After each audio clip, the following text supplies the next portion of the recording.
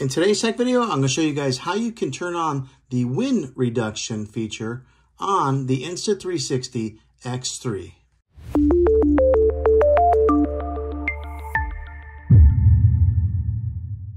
Okay, one of the great features that Insta put into their camera is they have automatic wind reduction on their device. So these little speakers here on this side here and here, I mean, it can be real easy when you have a lot of wind to get that wind noise whenever you are recording, but there is a feature on here to help reduce that. Now, it's not foolproof, but it does help.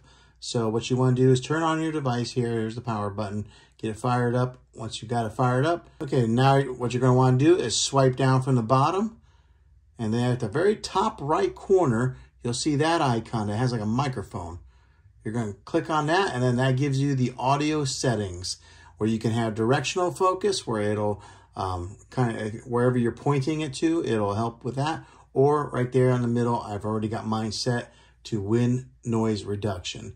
Or if you don't want that, you just put in stereo. But I've always kept mine on wind noise reduction just because, well, that way I don't ever forget to turn it on.